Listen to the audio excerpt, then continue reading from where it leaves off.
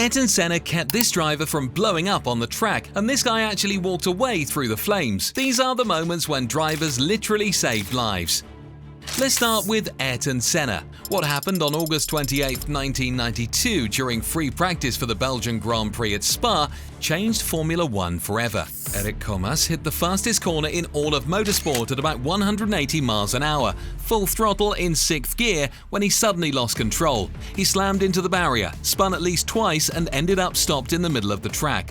The impact was so brutal that Comas was completely knocked out inside the cockpit. But the real nightmare was just getting started. While Comas was unconscious, the engine kept revving at insanely high RPM. And here's the scary part. Back then, there was no refueling during races, meaning he was carrying around 180 liters of fuel, and the risk of an explosion was huge. Several drivers passed by, swerved around the wreck, and kept going. That's the protocol. Get off the racing line and let the marshals handle it. But then the hero of our story shows up, Ayrton Senna. And he does something nobody expected. He stops just a few meters from the crash and sprints straight toward it. Other cars were flying by at full speed. Even the track marshals were hiding behind the barriers, afraid of getting hit. But not Senna. He was standing in one of the fastest corners in the world just to save a fellow driver. He shuts off the engine and stops the fuel from pumping.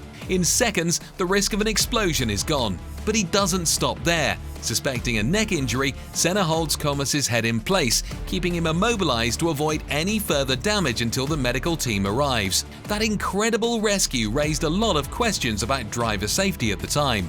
And years later, Eric finally had a chance to return the favor. On May 1, 1994, Eric Comas saw Senna's crash and even broke protocol, swerving off the race line to get to the scene. But the marshals didn't allow any driver to attempt a rescue. Could Comas have saved Senna if he'd reached him? We'll never know, but the fact is, he never got the chance to repay the Brazilian's kindness. When officials decided to continue the race after Senna's death, Comas refused. He left the circuit that Sunday and retired from F1 at the end of 1994. But Eric Comas never forgot his hero. To this day, he supports the Ayrton Senna Institute, keeping alive the memory of the man who gave him a second chance.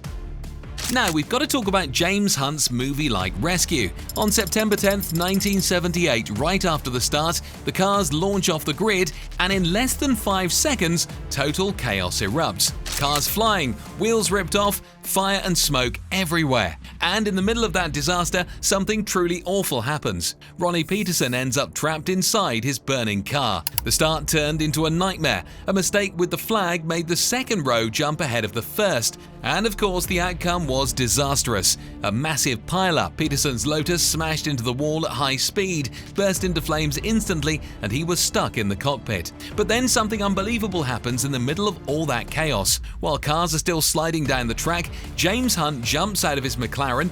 He literally runs through burning debris straight toward the wrecked Lotus, ignoring the danger to try and help Peterson. But there's a huge problem.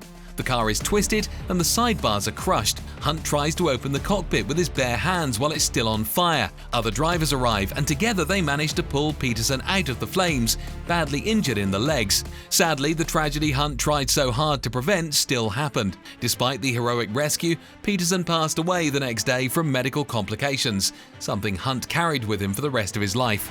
Niki Lauda had been dominating the 1976 season. By the 10th race at Nürburgring, he had 61 points, 45 more than his rival James Hunt. So when the cars lined up on the grid that year, another championship win for Ferrari and Lauda seemed almost guaranteed. The track, though, had a huge reputation for being dangerous.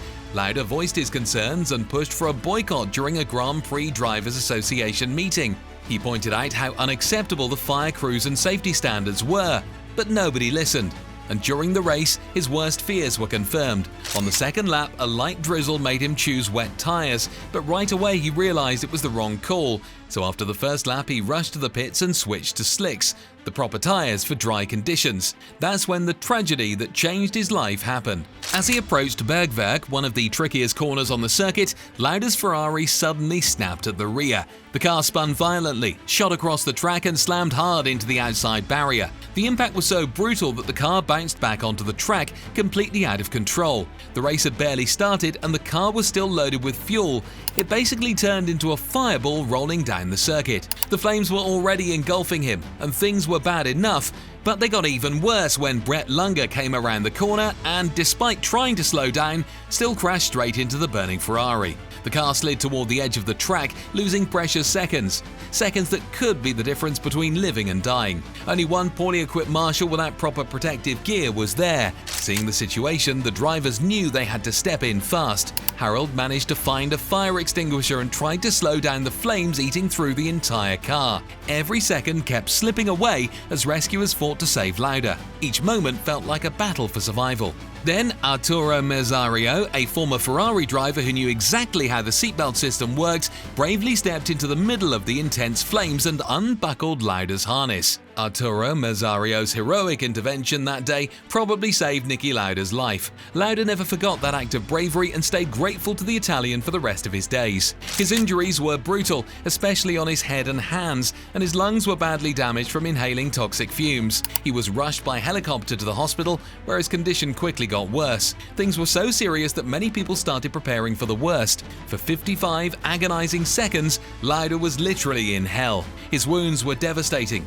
He lost his eyelids, almost his entire right ear, and his scalp was burned so severely that he was rarely seen without his iconic cap. But despite everything, Lauda was determined.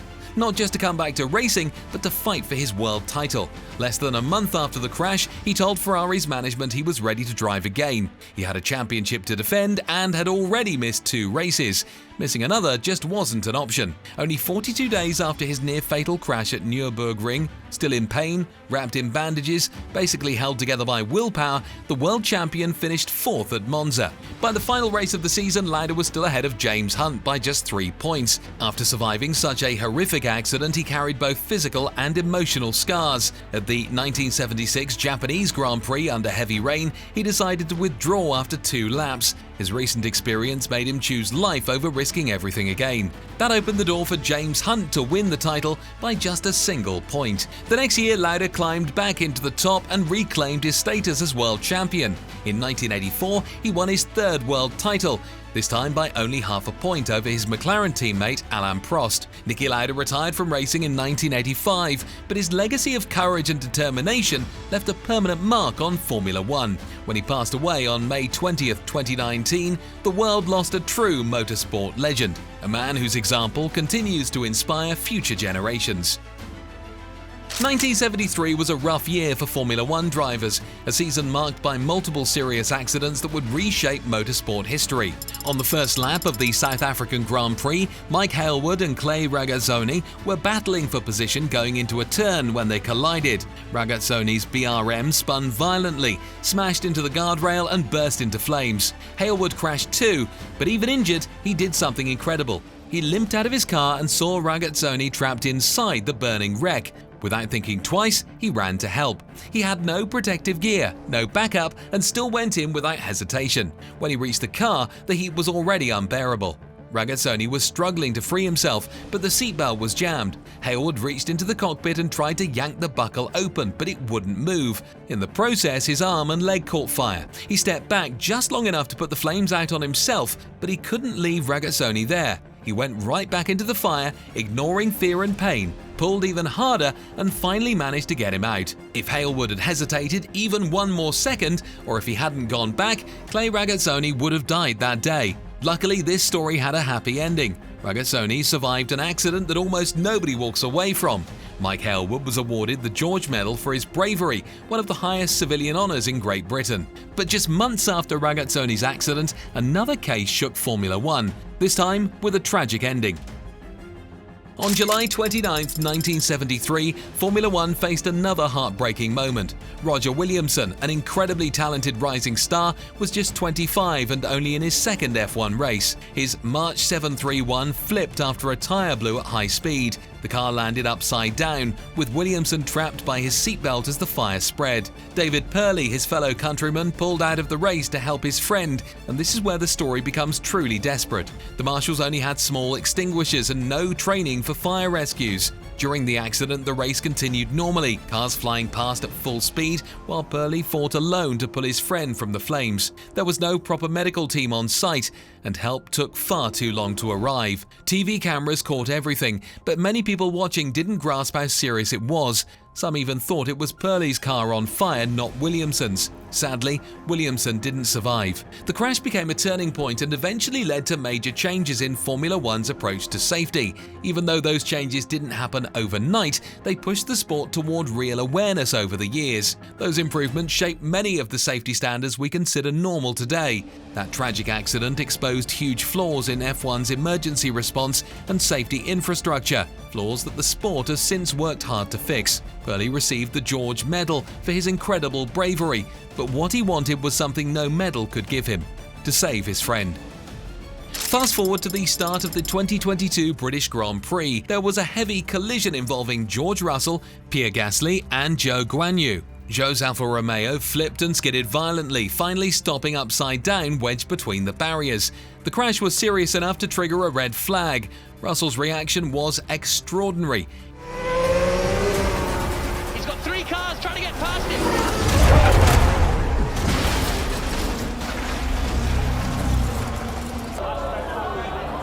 Go on, take a brace. Brace, George. You okay there? Yeah, okay. Yeah, I'm okay. I'm out. He jumped out of his car and sprinted straight toward the wreck to check on Zhou, completely ignoring protocol. He climbed onto the tyre barrier, shouting and signaling for help. In a tense moment when no one knew how bad the situation really was, everyone was stunned by the crash they had just witnessed. Russell later said his reaction was more human than driver, seeing Zhou trapped inside the crushed cockpit. He remembers how awful it was, looking at Zhou stuck behind the fencing with no idea if he was conscious or even alive. By some miracle, this story ended well. Zhou escaped without serious injuries, saved by Formula One's state-of-the-art safety tech. Russell's car had only minor damage, but he wasn't allowed to rejoin the race. The FIA ruled that since he had received outside assistance, he was out. He was frustrated, convinced his car was still good enough to continue. But in the end, he was just relieved he could help and even happier to see Zhou walk away. Now back to 1966, when the legendary Spa-Francorchamps turned into a literal battlefield. The torrential rain that day didn't just reshape the Belgian Grand Prix, it changed Formula One forever. The chaos caused by those extreme conditions exposed massive safety failures and gave rise to the sport's greatest safety advocate, Jackie Stewart. The race had barely begun when the already flooded track started taking its toll. At the fast and treacherous Bernaville corner, 3 drivers went off at the same time, sliding like they were being dragged by some invisible force straight toward a barn on the side of the circuit. Miraculously, all 3 survived. A moment of relief, but only for a moment, because the worst was still ahead. The real danger was waiting at the Master Kink, a narrow stretch surrounded by houses and walls, practically uncontrollable in the rain. In his BRM P261, flying at over 260 km per hour, Stewart aquaplaned and completely lost control. His car smashed into a telephone pole, ricocheted off a house, and finally landed upside down in a ditch. The impact bent the steering column and trapped his leg, while the fuel tank ruptured and soaked him in gasoline. A growing pool of flammable fuel meant that every passing second could be his last. Pinned in the wreck and basically alone, Stewart survived only because of the true heroes of the day, Graham Hill and Bob Bondurant. Both had also gone off the track in that same section and ran over to help him. There were no rescue teams, no firefighters, no proper equipment. They had to improvise everything. At one point, they even borrowed a wrench from a spectator to remove the steering wheel and free Stewart from the cockpit. The rescue took almost 25 minutes of pure panic, with fuel spilled everywhere and the constant risk of the whole thing blowing up.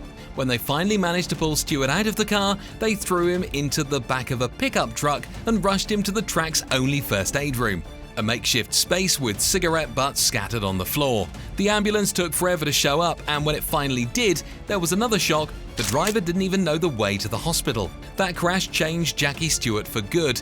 He realized he survived purely by luck, not because the sport had any real safety structure. From that moment on, Stewart started a fight. But he faced pushback, even mockery inside the paddock. A lot of drivers made fun of him, saying that worrying about safety was something for cowards. He ignored all of it. He pushed for mandatory seatbelts, better helmets, professional medical teams, and redesigned tracks. His work saved countless lives and completely shifted the mindset inside the sport. The 1966 Belgian Grand Prix wasn't just another race.